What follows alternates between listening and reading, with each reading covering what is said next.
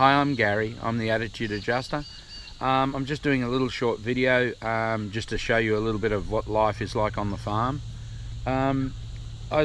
With this next thing that I'm going to show you, it's probably best if you decide. This gelding has a fairly extensive wound to his shoulder, and I'm going to show you that wound. So if you don't want to see it, then turn away now, or turn away when this film swaps to the other part, and it's fairly early on. But anyway, horses hurt themselves, and on a farm situation where you are breaking and re-educating and fixing up horses and people, which is where the Attitude Adjuster came from. It's about adjusting people's attitude. It's very little is adjusting the horse's attitude to things. It's helping people find the communication between them and horses, and that becomes much more important in the work that you do with horses bucking people off all over the place. The whole object of the treatment and education of horses is to teach them not to buck, not to teach them I can ride better than they can buck. That only means that only a person at my level or at a higher level can ride that horse. When I finish with horses, grandma can ride them. It's about teaching them that there's no need for bucking or rearing or bolting or any of the other things. But that's the ridiculous part of the horse system, is that so much of what is taught to people who don't know better is all related to sole dominance, and then that equates to horses only knuckling under to the level that they're being handled at. I work on horses that are 17 plus hands that are throwing themselves on the ground. They've given up on life. But when a 17 hand thoroughbred's throwing himself on the ground, it's an impressive situation, because what it took to get him to that stage is just insane, and it's all out behind the barn work. It's not done in front of people. Everything I do with horses is done in front of their owners. It's done in front of their children. It's done right up front and personal, where people get to see, and there's no need for that type of thing to be done to them. They've been taught to get to that level, so what they should have been taught was that there's no need to get to that level. Anyway, so this thing that you'll see with this horse with this open wound is pretty graphic. So that's him up there with that purple on his shoulder, the chestnut there. You'll see him there. So that's my buddy. He was a bucker. He bucked everybody off that rode him. He's not a brave horse. He doesn't like leaving the herd, and the people were trying to ride him out as a trail riding horse, and they had a series of accidents that went wrong. So when you look at the education of horses, it's all about how you start them, how you bring them along, and how you end up finishing all those things off. So anyway, that's enough of that. I'll deal with that on other days and other times. But dealing with wounds on horses is just an everyday situation. Although saying every day, we probably only have 1 or 2 injuries a year, and we've had our 2 for the end of last year and this year. So we're happy to, if we don't have any more for a considerable amount of time. But anyway, look, thank you very much for joining us. I hope that some of this helps people to end up looking to want to open up the connection with horses. It's more about the feedback that comes back from the horse. When I make a statement to the horse and I ask for something, it's about what comes back to me as what he's telling me he needs to work on or she needs to work on, and then I adapt that into what we do next. And what comes back from there, I then evaluate, and then I then apply another couple of questions to that to see what comes back from that, and I can then map out exactly what the horse tells me they need to work with, and that's how you bring them forward. When I'm working with that 17 hand thoroughbred that just was a wreck, broke the girl's leg that owned him. They bought him as a $20,000 or $30,000 horse, and he got sold for next very little compared to that, and he was on his way to the Doggers.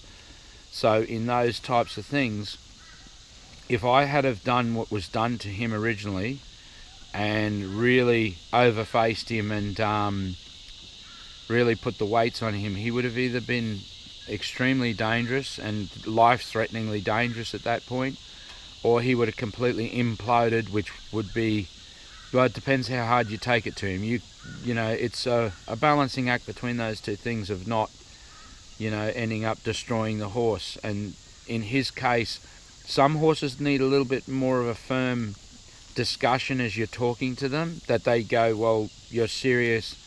And there's no violence in it, but it's just how you apply the language to them and communicate to them that you're a no-nonsense person.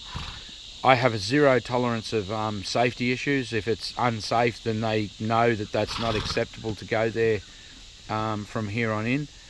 But in that communication, you can work with them through there and develop it into a situation that works for their needs as well. You know, I've saved a tremendous amount of horses that would have been a write-off in those things, and they were a write-off. Like when they came to me, they were on their way to the Doggers, okay? There was no other avenue for those horses, and they completely turned around. They've been fantastic horses for their owners ever since. But their owners sought those answers. So the only people I can help is somebody who genuinely wants the answers and wants to change those things. And I didn't create the horse. I did not put 1 ounce of thing into the animal that they bring me, but I have all the work to do on a limited time frame, on a very, very limited budget, because none of these people are extremely wealthy. Most of the horses they end up bringing you are rescue horses, so you've got to try and help them as quickly and well as you can. Now, the results depend how much people... So when you have horses, this is some of the stuff that ends up happening to you as you end up being involved with them. So unfortunately, the poor man's hurt himself, or somebody's helped him hurt himself. So that's basically his wound, okay? That outside piece of flesh will actually die and drop off.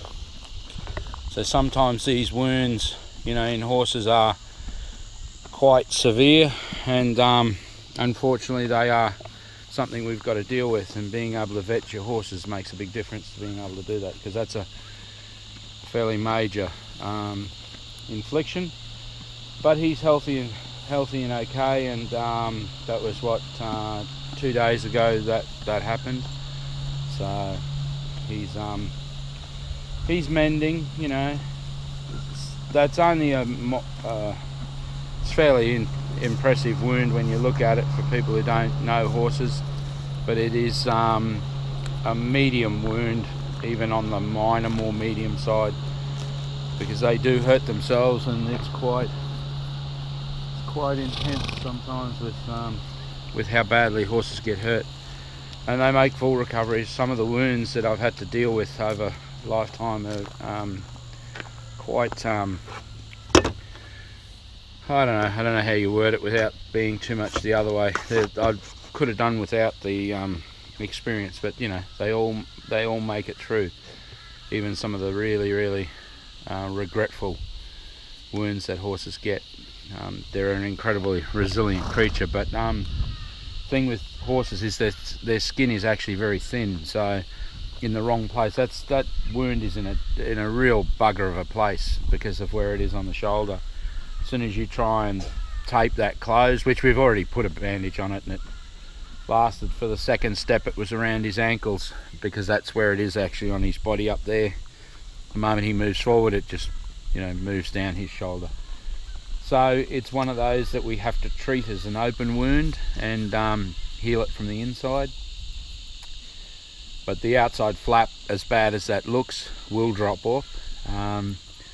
I've got another friend who's a small animals vet nurse, you know, and that's what she was saying. She hates seeing that film of it, because normally in the small animals section they'd cut that outside flap off. But a lot of that stuff only looks better to us, okay?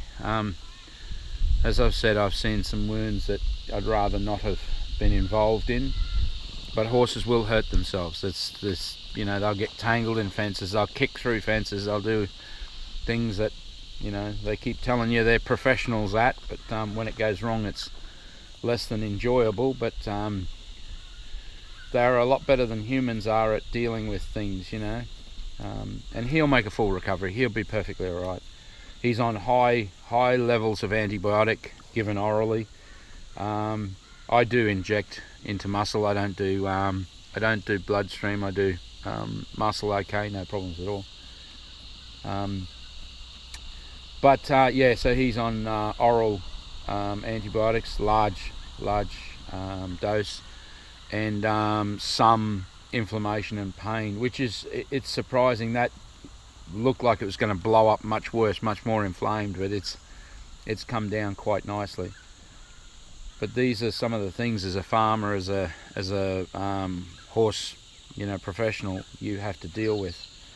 You know, you can't leave these guys, you know, with wounds and not do and learn a lot of these things, because, you know, you can't afford, you know, vets to do all of the care. You have to learn to do a lot of this work for yourself, otherwise you couldn't afford to look after horses. It's a big thing. You know, they fight, they'll sort out the structure of the herd, and sometimes people will get hurt running into things or things like that, which is what I would say happened there. But anyway, that's just a little Sunday morning snippet. So Friday he did it, so it's Sunday morning now, and it's coming along nicely. I'm really happy with it. You know, it may look gross on film. I don't know how it'll look on film, but you know, for those that need to have looked away, I'm sorry. That's just one of those things that you probably want to decide whether you want to look at that or not. But anyway, thank you for joining us. I'm Gary. I'm the Attitude Adjuster, and hoping for better times. Thank you very much. Bye bye.